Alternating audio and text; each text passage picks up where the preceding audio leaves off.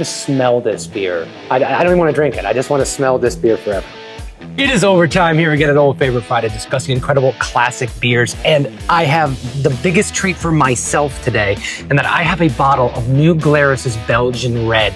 This is a cherry-inspired beer, or lambic-inspired beer with cherries, I should say, that a good friend of mine, Tony from Untapped, brought back for me from Wisconsin. And it's a very important aspect of this, because this beer is only distributed in Wisconsin. New Glarus has been brewing beer since the 90s.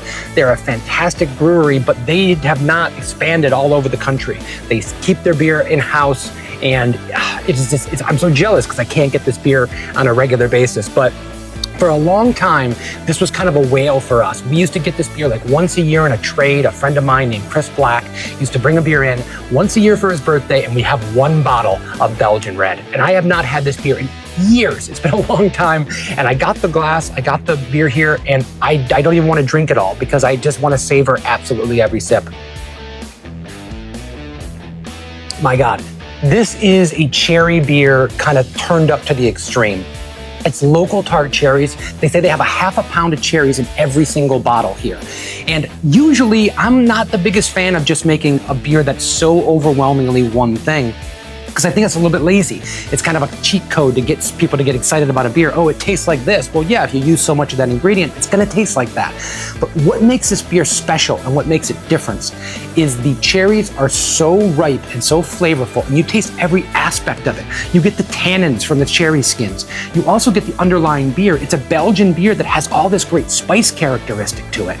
And it adds some of that cherry pie kind of spice without having to add cinnamon and nutmeg and allspice that most people would take a shortcut in doing.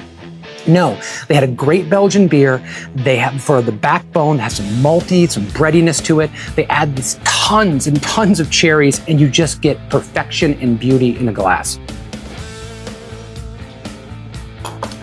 Oh, Tony, thank you so much for getting this beer for me. I've already drank one of the 4 that you brought me, and I'm just gonna savor every sip of it. New Glarus is a fantastic brewery. Unfortunately, when I feature a beer like this, what I like to say is go out and get it this weekend. Well, you can't for the most part unless you live in Wisconsin.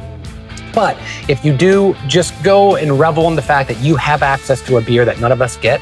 And if you are in the area, or you have a friend like I do that can get you this beer, go out, get it, try to find it, because it is a really, really special beer. They also make another beer called Raspberry Tart, very similar in theory there, only using raspberries. Both of those were always beers that were sought after.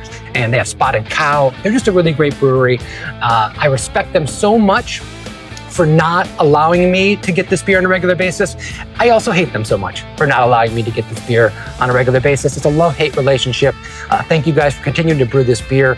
Thank you all for joining me again for an Old Favorite Friday. Just poke around on the channel, like, subscribe, look at the other videos that are talking about other great beers just like this. And if you want to, you could send me great beers. I would not be opposed to that. I will receive them, I will drink them, and I will talk about them. Thank you guys very much. We'll see you next time.